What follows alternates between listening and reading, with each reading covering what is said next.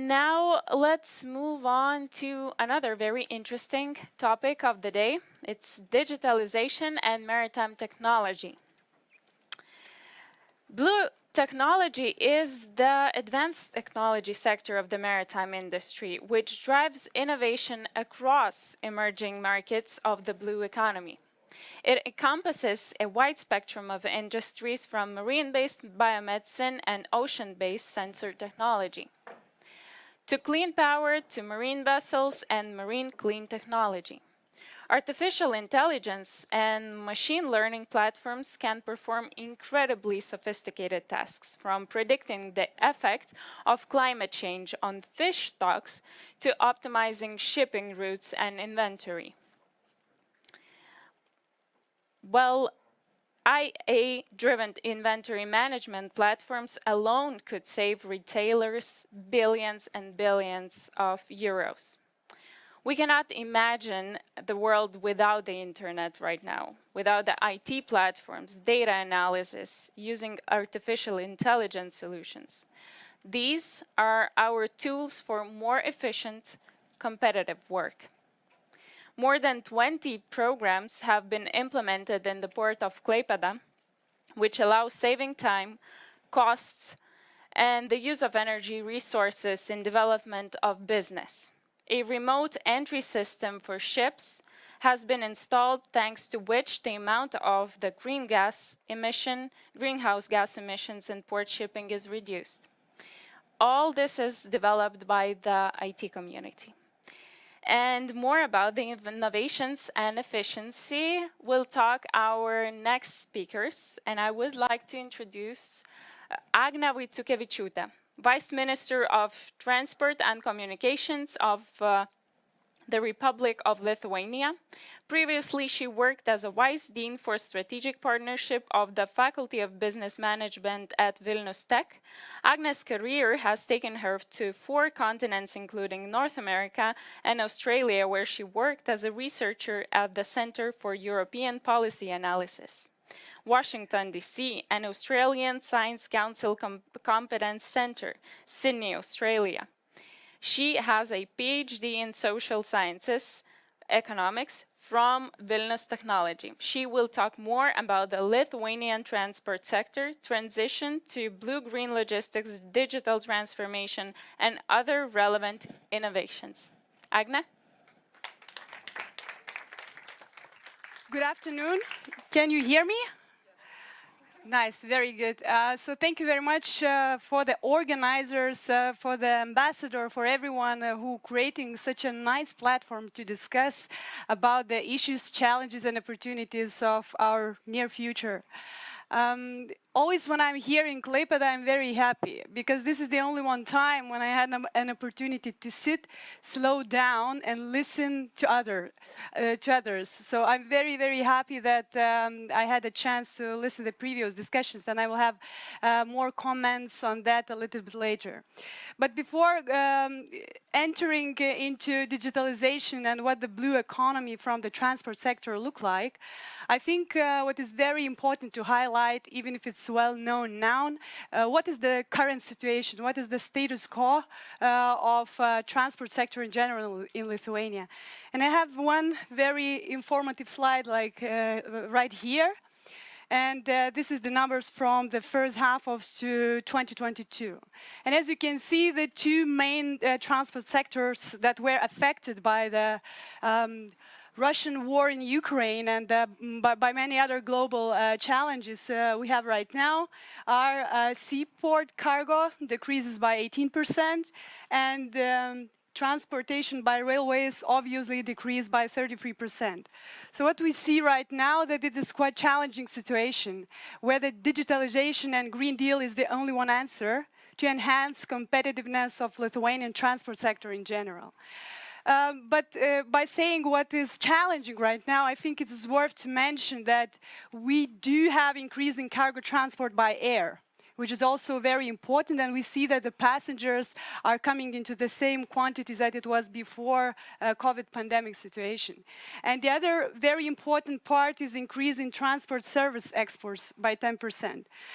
We do believe that there is a lot of opportunity to expand in general in transport sector. So this is the status quo where we are right now, and how we can move forward from there. As a Deputy Minister of Transport Ministry, we always, ask to have clear results very, very fast and never make mistakes. And I do believe that those two things are not possible. In order to innovate and to find solutions, we need these platforms like this to discuss how we can move forward from there, especially from the status quo we have in Lithuania right now. So, how do we see transport sector in general is through these three pillars: convenient connections, friendly environment, and high return. What I decided to show you in this presentation is just to highlight everything what is related with the scope of the blue economy, which could be related to the Klaipėda, to the Seaport, to the expansion and our capacity building and resilience. So there are several main points. First of all, reconstruction of the port piers by 2024. This is very important in order to have safe vessels coming into the port. There is a project which is ongoing right now. Then also the dredging depth of the canal channeling. This is also very important in order to be able to bring vessels of any size into our port. So there is a lot of homework that is ongoing right now in order to expand our capacity and to be ready and prepared, for the investors to invest and to create a sustainable port operations.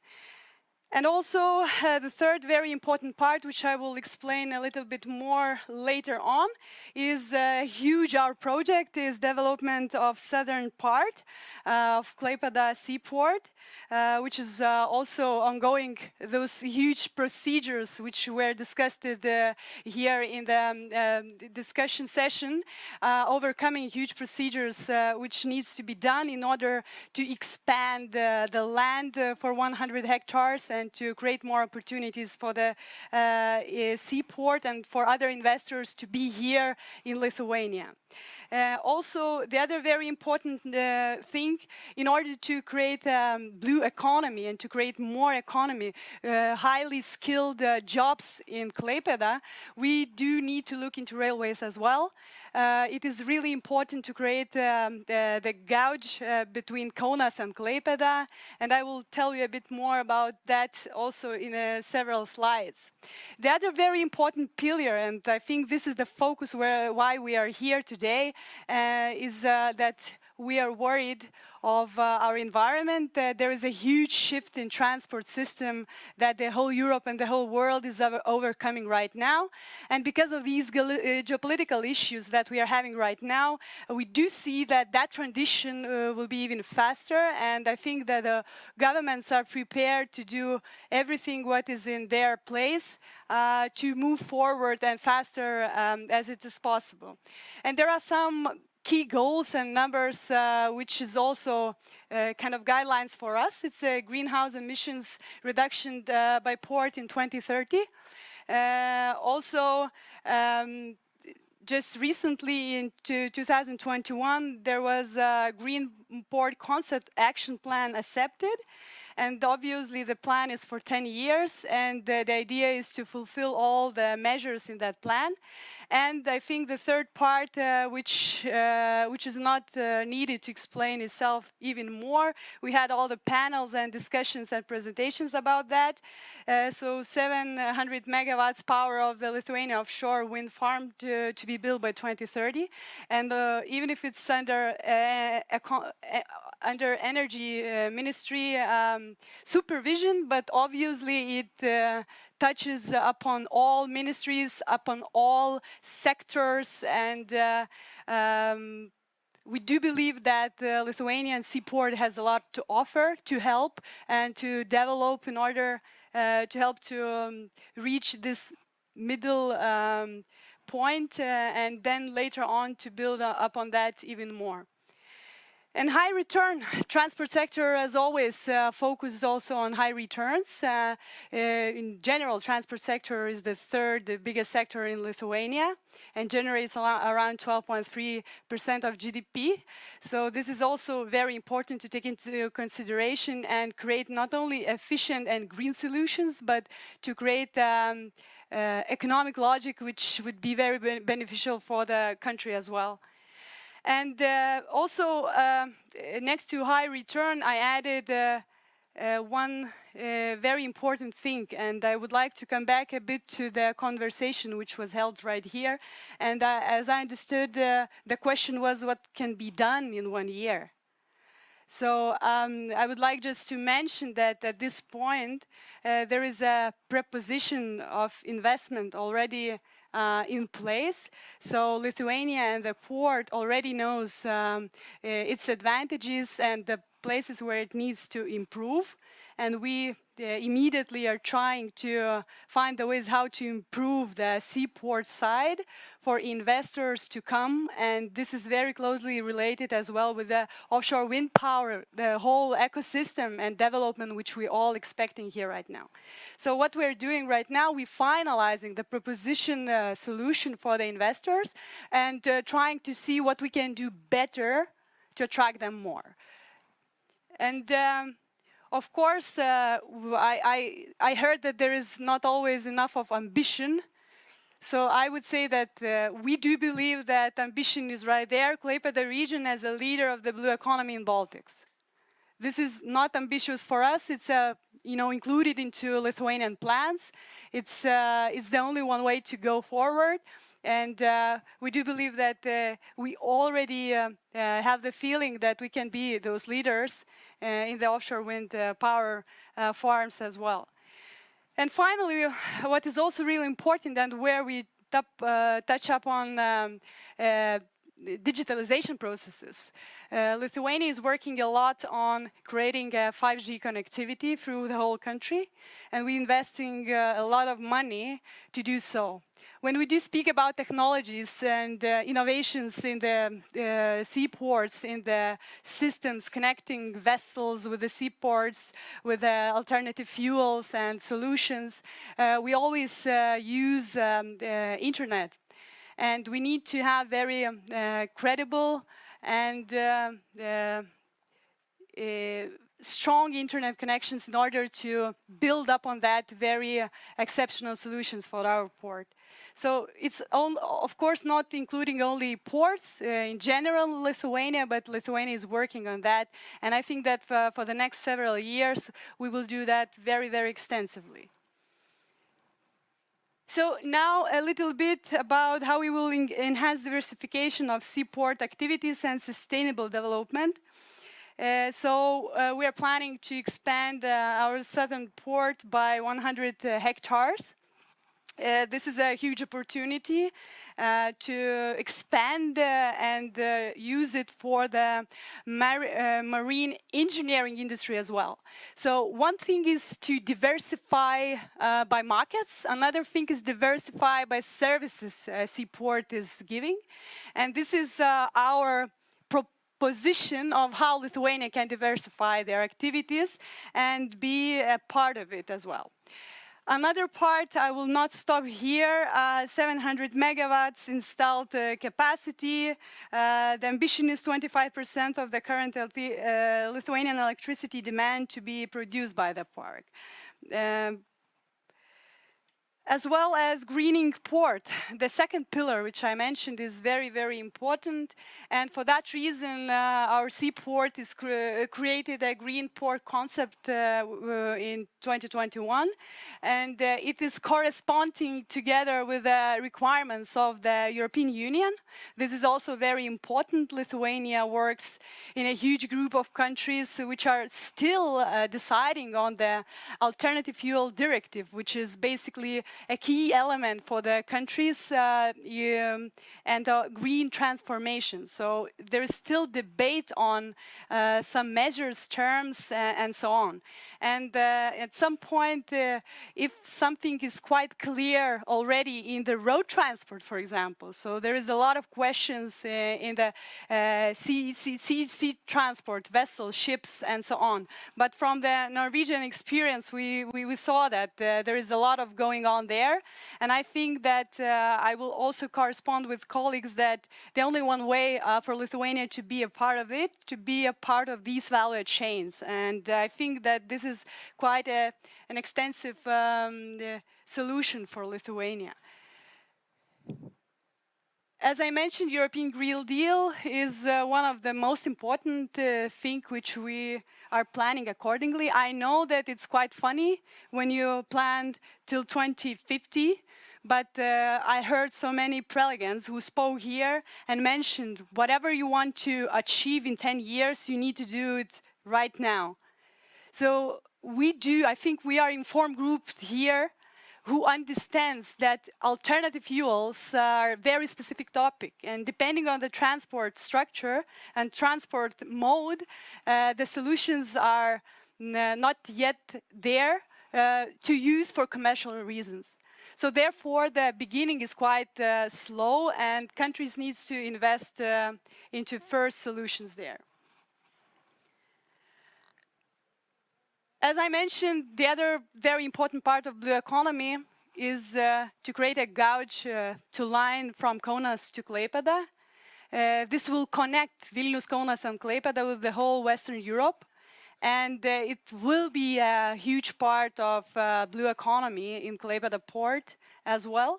So even if at this point it's not included into TNT networks yet, but our goal now is to do everything to include it at this point. Yeah.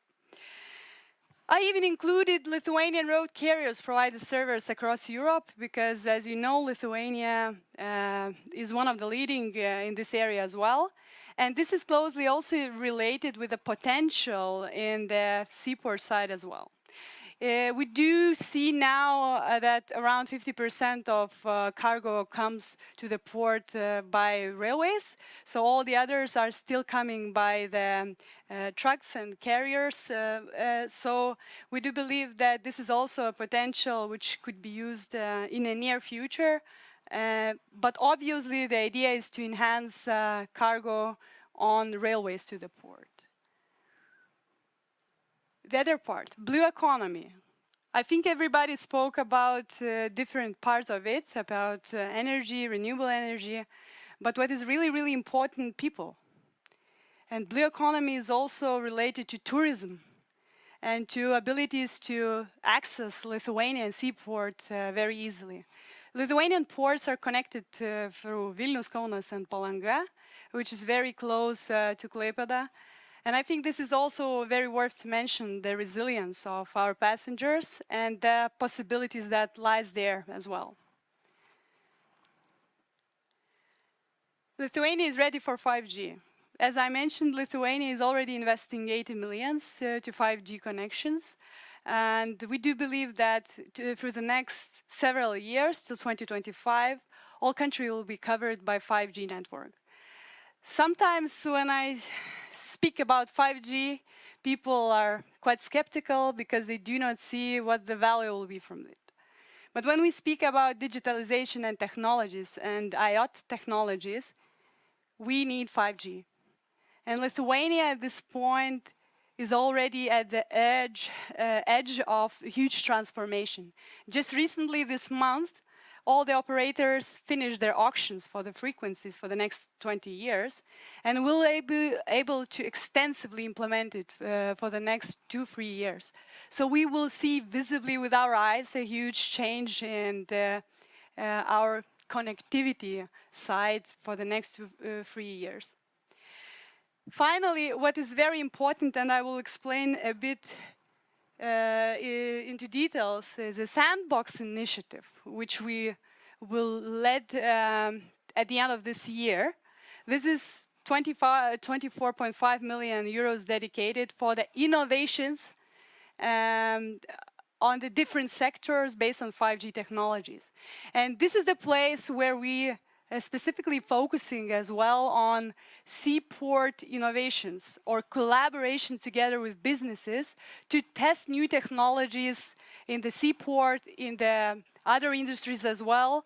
And this is our proposition, very short-term proposition, where we will be able together to implement some interesting and innovative solutions for the Seaport or for different areas for Lithuanian usage and for application of 5G technology. 3 billion.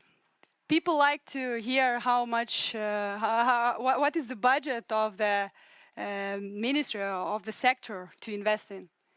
Lithuania, for the next several years, we have 3 million euros to invest. As you can see, the majority of this is our investment into roads. So this is a very important part to show when there is a huge expectations immediately to transit to innovations, to digitalization, to the offshore wind or whatsoever, to see how the budget is constructed. So the majority of it at this point is dedicated to the road transport, but we still have a lot of extensive funds from RRF and EU funds to invest into new transformation mode. And finally, I want to show you and to invite all of you into Transport Innovation Forum, which will take place 4th time in Lithuania, in Vilnius, at the end of October. This is an international event where we're focusing on all transport innovations in general. We do have very extensive international speakers as well as governmental discussions on the issues dedicated for digitalization and innovations. So you are all welcome to participate. And the final thing which I wanted to mention is International Transport Forum, which is part of OECD. And this is the most powerful forum among transport ministers worldwide.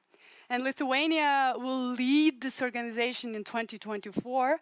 And the main topics we will focus on there will be Green Deal, transformation and digitalization. So there is a lot of things to do right now to be ready to present on the presidency period. Thank you very much. If you will have any questions, I will be happy to answer. And I finished my time, I think. Thank you. Thank you. Thank you.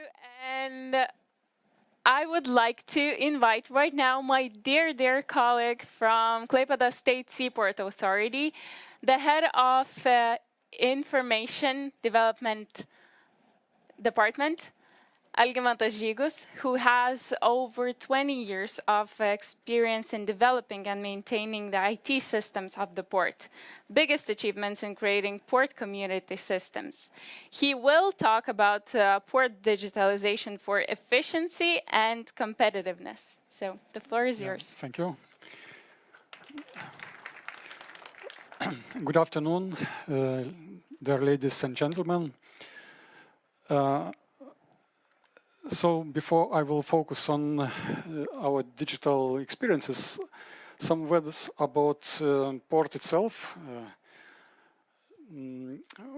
So we are 5th port in Baltics in terms of cargo volumes, and with cargo turnover more than 45 million last year, and we accommodate about 6,500 of ships per year. And the port is multi-purpose. We have different type of terminals, different type of cargo.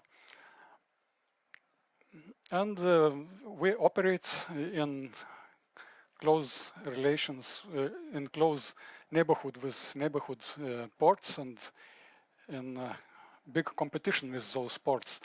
So we believe that digitalization for us is needed, first of all, because of to be more effective, to be more competitive. But of course, we believe that it also has big impact into becoming our economy blue.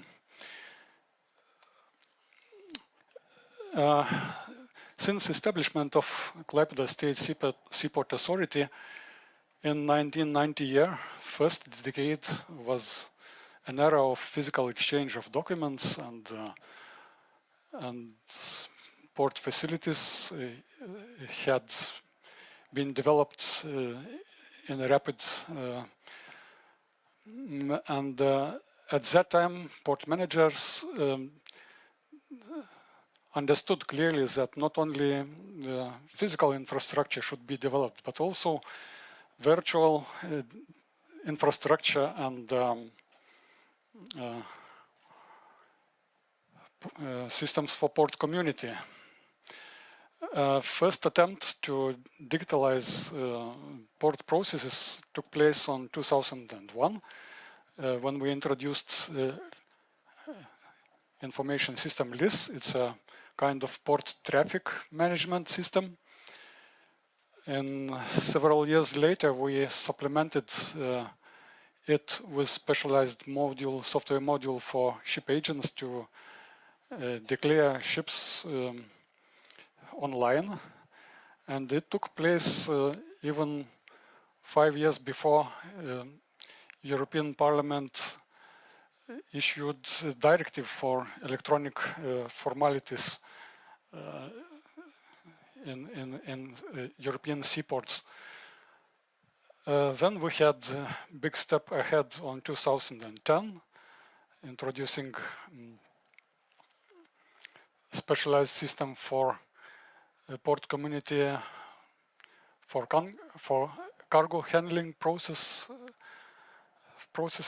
and 2014 we have modernized our port traffic management system, and recently we introduced several more systems: port GIS system, remote vessel pilotage system.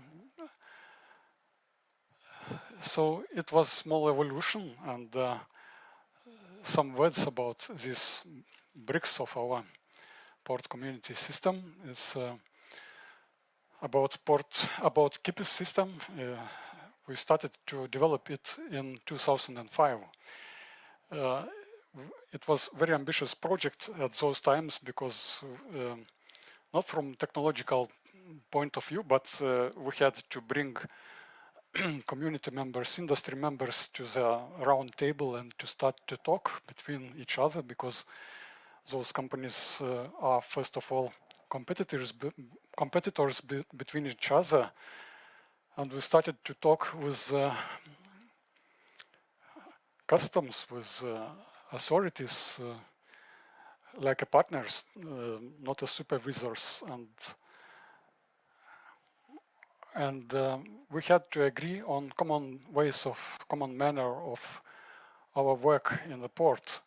So now it has over 2,000 of users, and last year there was registered about 1.5 million of different documents, electronic documents. It has extended data links to railway system and customs for risk analysis, and it had a big impact into port processes becoming more efficient and more smooth.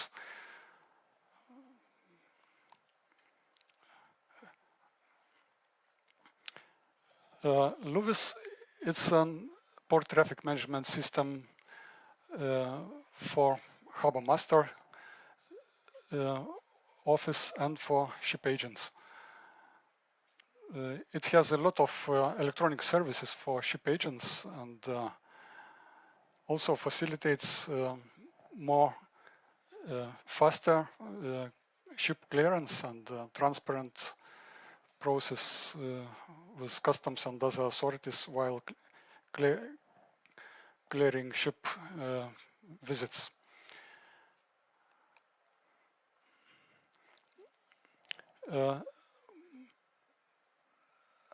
That picture shows how we improved port processes during the last 10 years by implementing those two systems which perform single platform, single point of contact for port companies when handling and when exchanging information between each other. Port community consists of industry companies. There are cargo brokers, forwarders, shipping agents, stevedoring companies, customs brokers, carriers, Lithuanian railways, and all authorities dealing with cargo inspection and ship inspection in port. Customs, State Border Guard Service, Plant Protection Service, State Veterinary Service, Public Health Center, and some others.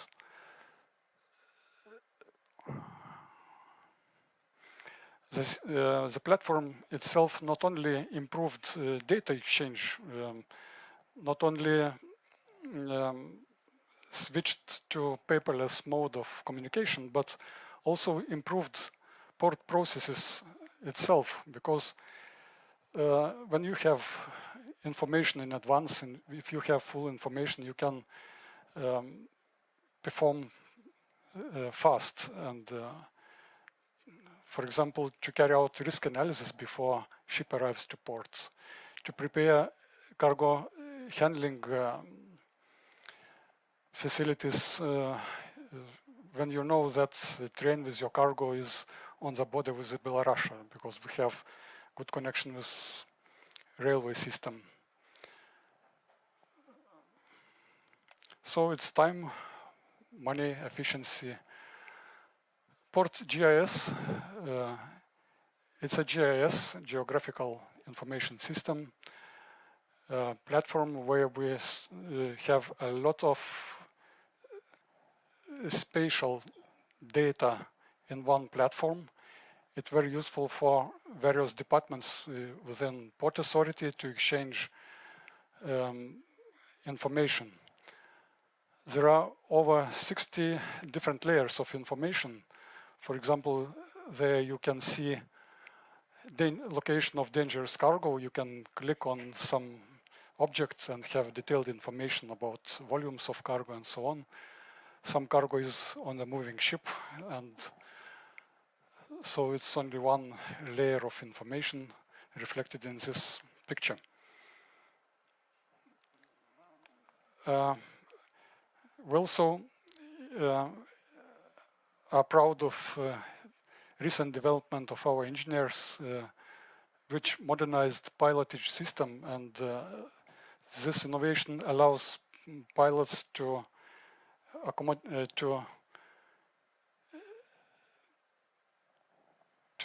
remotely control ship movements, not traveling to ship itself. It was very useful during pandemic situation time to avoid direct contacts between pilots and crew members.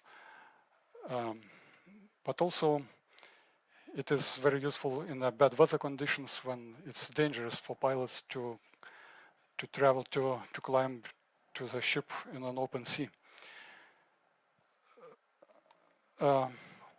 Some words about other tools.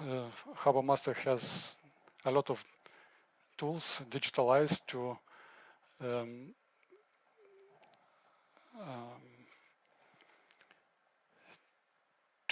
see as port performs in real time.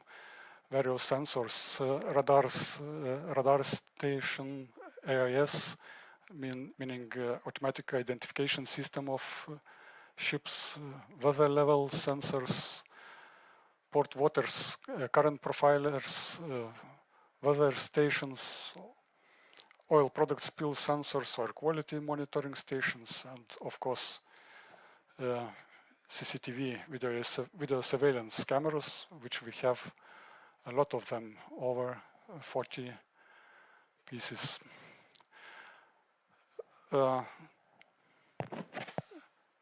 Some words about issues from our to-do list for the next years, next decade. It's an unmanned aircraft system for the vessel's traffic service.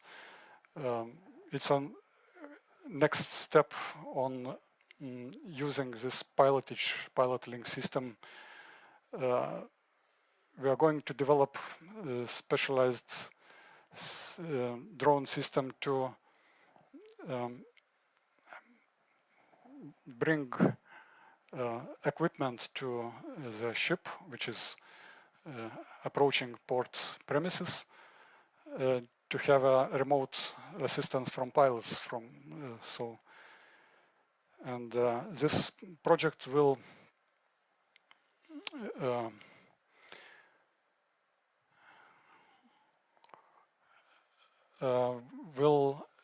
help us to save fuel, and will reduce gas emissions in port area.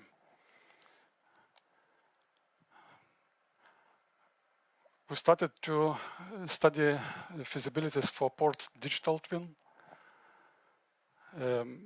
because we have a lot of information, as you saw in PortGIS system and other databases, and would like to reflect all these processes, physical processes, on a digital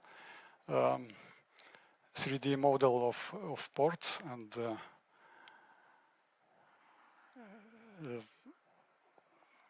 And the next idea is to have our corporate 5G network, which is essential when you talk about IoT and digital twin, which needs a lot of sensors. And also 5G is a key element when we prepare ourselves for autonomous shipping in the port.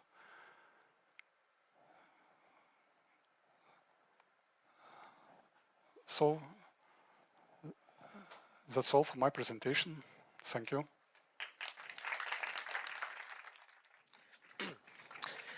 Thank you to Algimantas.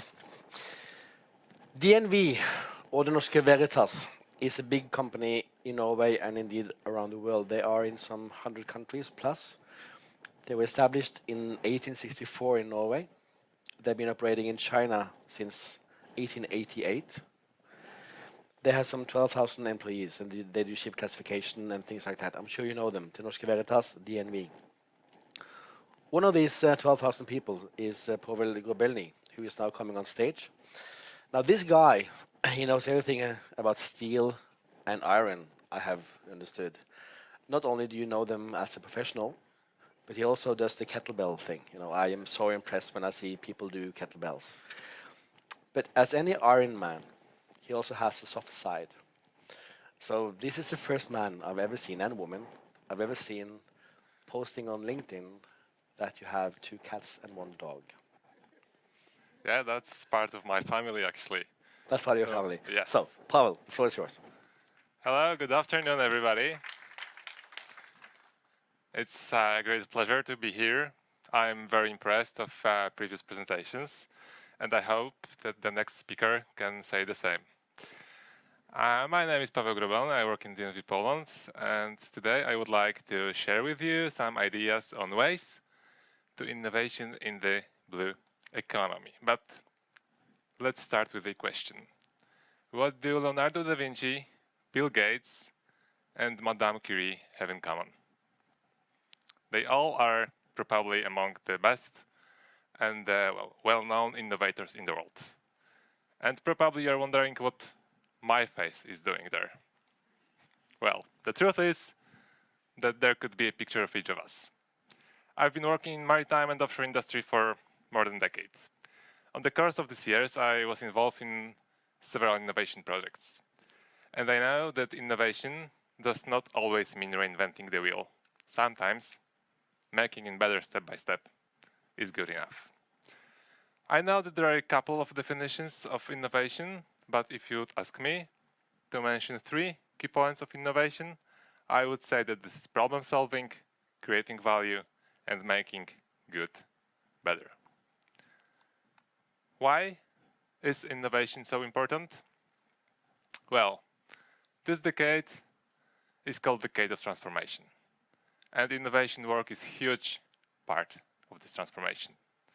European Union says that transitioning to a sustainable blue economy requires investing in innovative technologies and prepares 33 billion euro for maritime innovation only in Horizon Europe program. And I believe that blue is the new black. I would like to show you 4 ways to innovation, 4 simple yet effective ways to innovation that we do in DNV, and probably you could simply implement in your organization. Way number 1, make good better. So improve existing processes. Those are a couple of examples of innovation projects that we do in DNV and projects that allowed us to decarbonize and digitalize our services. First, drone inspections. Instead of using expensive, complicated, and time-consuming scaffoldings, our surveyors use drones to inspect the ship's hulls. Remote survey. Instead of driving sometimes even hundreds of kilometers to our customers, we perform part of our surveys remotely. And my child, electronic marking of certified products. Instead of using ordinary hard stamping and again driving to our customers, we use electronic tagging to mark DNV certified products. Small steps, small things, big results. Our area has 8 countries and there are 28 surveyors working in my department, so certification of materials and components. We perform around 21% of our surveys remotely. And this led us to reduce our carbon footprint by 12,000 tons per year. 28 guys, 12,000 tons less CO2 in the atmosphere. Way number 2, engage employees. Look for internal innovators. Every year, DNV organizes an internal startup program for DNV employees called Next Generation Summit. I was part of this program last year, and we had 40 participants chosen in recruitation process, participants called idea owners. We had 3 months of acceleration and intensive work with our innovative ideas. 9 ideas reached final stage. 4 out of those 9 were decided to be financed and implemented, and 3 out of those 4, were related to the blue economy. First, AquaTrust, technology for aquaculture business. Another one, digital fuel passport, transparent documentation of greenhouse gas emission. And Rewind, classification of recyclability of wind turbine components. As you can see, with this simple program, we have real impact into the world. And there you can see pictures from last 2 editions, 2019 and pandemic edition 2021. Way number 3, attract future employees. Work with students. Every year, DNV invites a number of students with different cultural and different academic background to be a part of innovative project in DNV campus at Havik. The topic of this challenge, of this innovation project, is defined by our engineers and risk consultants. And last year, the topic was Ocean Space Station.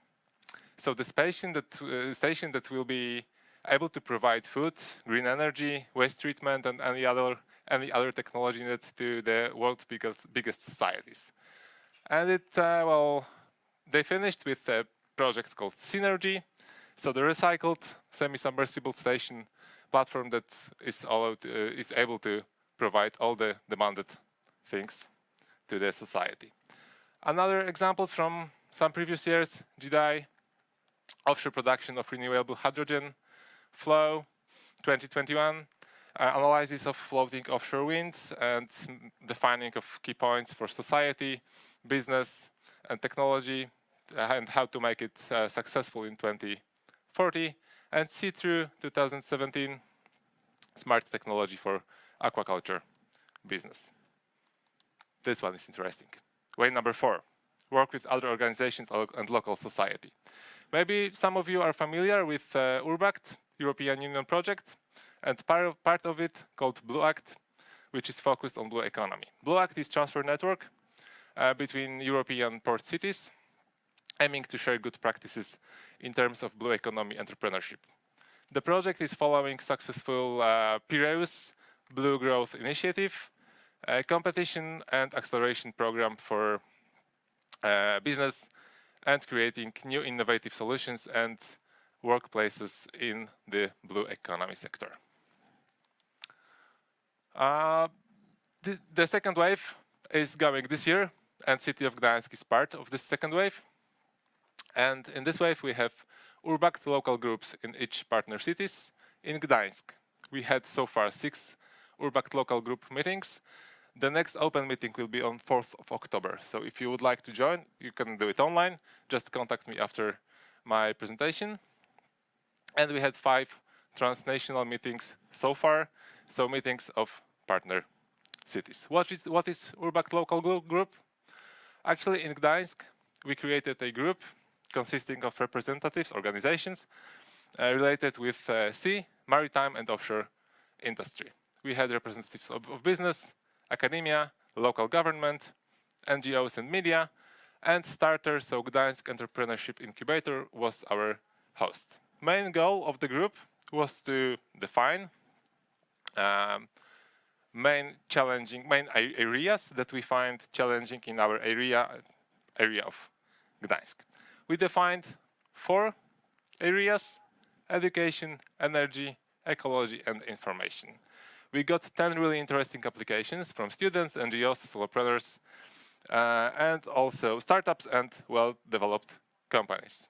Unfortunately, or maybe fortunately, the demo day and the grande finale is right now, so I am not able to say who won the competition, but I can show you some examples from other partner cities.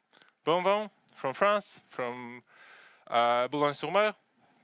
This is a project about circular economy for recreational sailing boats. Mestor from Piraeus, smart, innovative system providing electricity to cruise ships in European ports. And Anolia, the very first marketplace and recruitment agency for fishing business. This is all from my side. Thank you very much. Innovate, and remember that blue is the new black.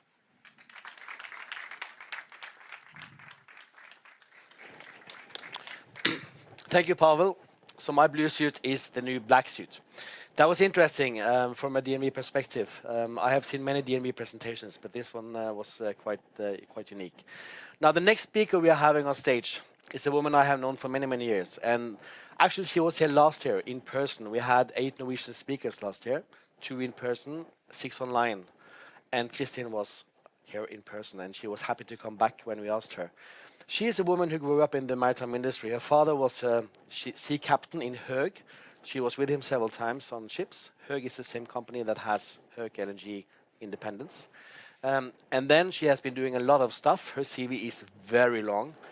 But what she has been doing the last years, that I would never think when I met you many years ago, is she has become a serial entrepreneur. She started one company, sold it, started another one, sold it against her will. And then her son saw her sadness, one of her sons, so she has many kids. And then he said, "Mommy, you just have to do it again." So here we are, Mommy, with Maritime Optima. Thank you very much. Thank you very much. It's great to be back. Thank you for having me. Last year I was here. It was in the kind of intermediate break for the corona lockdowns, and it was great to be here. And I think it was brave to organize an event like you did last year. And it was a lot of people, and I learned a lot by meeting you. So it's very nice to be back. Yeah, I'm a true passionate person about the maritime industry. I also like to think about myself as a person not afraid of going outside my comfort zone because I really like to meet new people, digest opportunities, and also learn all the time. I'm very curious. Today I'm going to take you through some steps, and also for my company then, we have done some work last month, since last time I was here. So I just want to give you a short introduction about the company and what we have done since we were here last time. We like to promote our company as a maritime intelligence at your fingertips because it's all about data and it's all about people. Innovation can be done in steps, as we just heard from DNV, which is a very big company. But I'm going to talk about a tech startup, and that's a totally different focus. And also remember that tech startups and like a maritime tech startup is actually such a big and large topic. So it should actually be a separate conference on that topic. Let me introduce my team. So it started by an idea. It's true what Tom said. I just sold one of my companies. I thought I sold it too early. I had invited a lot of investors in the company and didn't have enough money to buy all these investors out. And then suddenly Goldman Sachs knocked on my door and said, I want to buy your company. And I said, I don't want to sell. And they said, I still want to buy your company. And I said, I don't want to sell. And then I said, either you sell or you just tell us what you want, what price you want, because we really want to buy your company. And then I understood that I didn't have enough money to buy all these existing shareholders out, and I had to start all over again. It started with an idea. It started by mapping. It started by, as Tom said, my oldest son. I have four kids. 2 of them is working in the company now. But as you see, we have become a kind of large group. We are a team with a lot of developers, really, really intelligent and good people. We have a board, and we just established an advisory board because we really want to work very closely with the industry. And we decided very early that there is no kind of quick win, quick fix to success in this industry. It's a kind of very conservative industry, so we had to be willing to invest in a kind of platform before we actually started to show any kind of value to anyone. We needed really to trust that we were capable of building a platform, able to download in real time, all the time, like a kind of machine gun, raw AIS data from what we do today, then more than 700 satellites, terrestrial senders, and also what they call dynamic AIS sources. I could have also held a kind of separate event on AIS, because AIS is a kind of GPS data able to track vessels, but it's not meant for tracking vessels as such. It was invented to actually rescue people and rescue vessels when they had accidents. So it was not meant to be done or it was not invented for market analysis, machine learning, and things like that. But it's a fantastic source of data. It's old technology, very old technology. It's still sending on radio frequencies. So this data and this kind of old technology has been kind of meeting a kind of renaissance because of cloud solutions, connectivity, and accessibility for the private people like our company. Upon this data platform, we intend to build product like a software product then. And what we have done now is Ship Atlas, which we had like a kind of pre-launch in the middle of Corona lockdowns. And now we are focusing a lot on Ship Intel. I will come back for that. So global AIS tracking of the world merchants fleet. We clean, wash, process, and work a lot with this data. So in Ship Atlas, you can actually go on App Store, Google Play Store, and download Ship Atlas and create a free user account. And I mean, it's really free, no advertisement, no pushing for buying anything, just enjoy. And we do that because we want to work very closely with the users. We think that we have a good idea, but we think that the world around us has so many better ideas, or they actually want to contribute. I think the previous speaker, he said, knowledge, then you can be involved, and then you can make a difference. And I really like that slogan, so I'm going to copy that when talking about the data. This one is like for free, you can have it, and when you have this data, when you have accessibility to this data, you will start exploring your own opportunity. That's happened all the time. We have journalists, we have professors, we have people working in the business, and we have like a lot of users, and they ask if they can also contribute, if they ask if they can buy the data, they come up with ideas, so it's a really good community working here. So what did we do this Ship Atlas? It sounds like a very bad idea if you want to earn a lot of money. Yeah, cleaning data, that's a big thing here.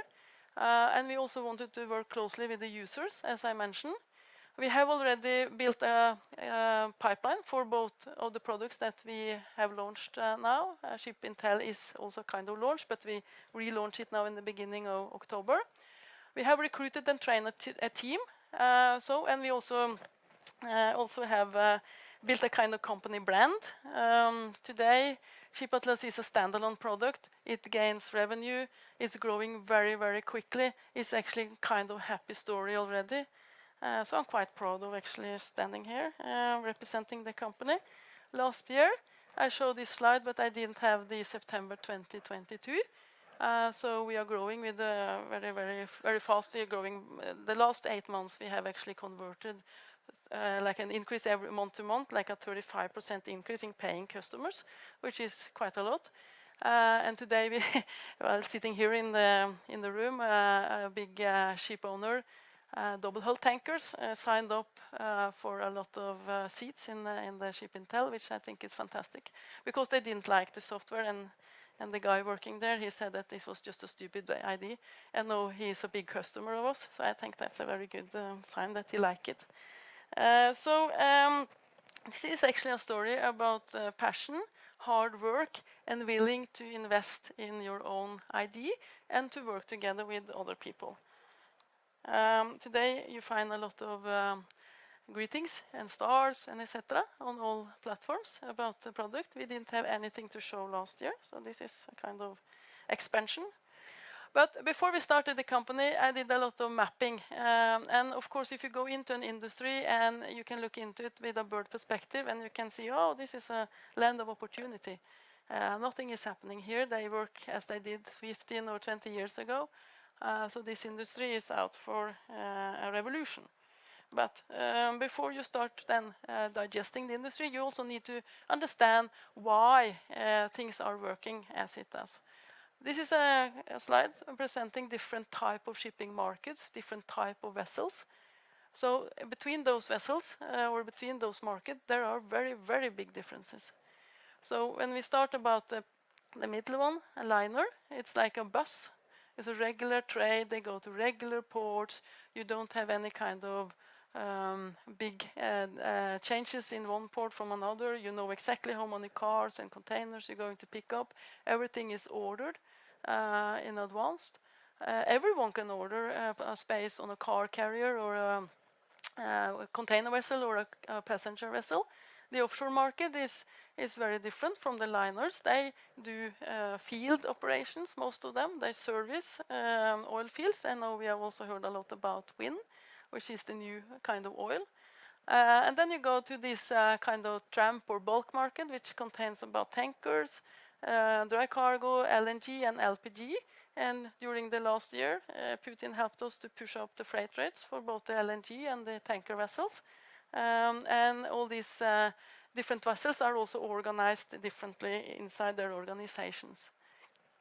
And also each of those type of businesses, they have either integrated ship owning entities, then they do all the necessary operations inside one own company. That makes it a little bit easier to innovate because you then have everything inside and you maybe have also a kind of one strong owner. But mostly these shipping companies, especially in tanker, LNG, LPG and dry cargo, they are organized quite differently. They have outsourced the different tasks in the integrated ship owning company. So chartering and operation is one company, technical ship management is another, and then ship finance is the third. And they are linked together in legal contracts. And one of my sons is studying law, and I always discuss a lot with him because the lack of innovation, in my opinion, though, is very often linked to legal and risk spreading. Some structures, they are there whether we like it or not. Yesterday I met a guy who sold product for the hull cleaning, which is a very good idea. But of course, if you want to invest in maintenance of a vessel, you also need to have a kind of longer perspective than just 6 months. So here you have a structure which is very, very common in tanker, dry cargo, LNG and LPG. You have a legal entity down there. That's actually the sole owner of the company or the vessel. That's where you have the flag discussions. That's where you have all the finance discussion. Then you have the technical management who take care of the vessel when it's in operation, crewing, maintenance, services provided by the DNV. Then you have like the commercial owner putting those two bricks together. They become the first kind of operating owner or disponent owner or time charter owner, or call it what you want. It's many, many owners.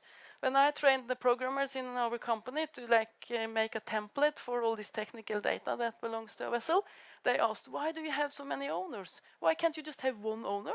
I mean, owner is an owner and a flag is a flag. Okay, guys, that's not how we do it in this business. We have a different way of organizing. And of course, if you have like 2 months time charter, redelivered, you have a next time charter for 4 months, redeliver, 6 months, redeliver, another 2 months, redeliver, then you understand maybe that is a mess of exchange of data. The other structure is that we have brokers, cargo owners, and ship owners. They connect on phone and email. No one in this business wants a monopoly. We really want the competition to continue. The competition is a main driver for data. It's main driver for doing business, and this is a transaction business. And then the guys is also operating in international water, and as you have learned, especially you learn that when it's a kind of conflict going on in the world, no country is similar. So you have different cultures, you have different politics, you have different laws. Still you have a kind of international law organized by the United Nations in IMO, but it doesn't actually work too well. So if a guy or like a politician wants to protect his country, one of the things he can do is to say all the cargoes that we import or export should be carried by vessels flagged by our flag. So the flag is a kind of power in this business. Chinese do that. Independent countries, small countries like Norway, South Korea, they want to be independent. They almost never do that. But Norway did that when we come to the oil business. They forced the US oil company coming into Norway to work together with local service providers. So this is the way they work today, and even though you have a lot of transactions going on, people talk to each other, they exchange information, they still think to believe that it's a private chain, it's a private way of working. And today you have a lot of, actually you have a lot of available capital. I don't like to say that you're lacking capital. It's too much money out there still. It's a little bit more expensive this year than it was last year. But we have still like a lot of people looking into this industry and say, why nothing has happened here during the last 10 years? A lot of things happening in other industry. This is a land of opportunity. Yeah, guys, it's a land of opportunity, but you need to know the rules and you need to know the industry. So, and then you have the discussions about vessels. Vessel is the most easiest part. Vessels, they are like steel. sailing around in the world. Okay, they have to do with different politics, different laws, different cultures, but still they are sailing. They are capable of sailing. But when you combine the way they work ashore with all the systems that is not connected, with all the stakeholders who wants information from the vessel, and everything is changing all the time, even though you change class. I mean, if I have a vessel, ordered a new building, I kept it for 5 years and I sell it, then maybe the buyer would like to class the vessel in Lloyd's instead of DNV. Then you leave the DNV system and you go into the Lloyd system. Totally new data chain. And you do decisions based on systems today. They are very hard to replace because all these systems are linked to accounting. This could have been done in insurance, DNV, ship owners, cargo owners, brokers, everything. Everything starts today with accounting because very many of these companies are stock listed, and they need to show quarterly results. So if you want to replace an existing system, a legacy system today, you need to be super patient. I mean, you need really to queue up in the reception and be super patient and have a lot of money. That's not a good way to innovate at all. You need to be much, much, much smarter than that. And still, all these obstacles for innovation, still there are a lot of things happening all the time. I mean, these days, connectivity is very, very affordable. You have edge computers on board the vessel who collect the information from sensors. They process the data. They can actually export the data to the offices in real time, all the time, and it hardly costs any money. I think I told the story last year about my father who called me every time I had a birthday and say, "Congratulations, Kristin. It's your father. Love you. Bye." Boing. 150 NOK. Okay, I was not able to say thank you because that was too expensive. Today you can be connected in real time and it doesn't cost any money at all. You also have drivers for change around us in the private life. You have these GPS senders on the mobile phones. You have cameras. You can take pictures. A lot of things are changing around the industry.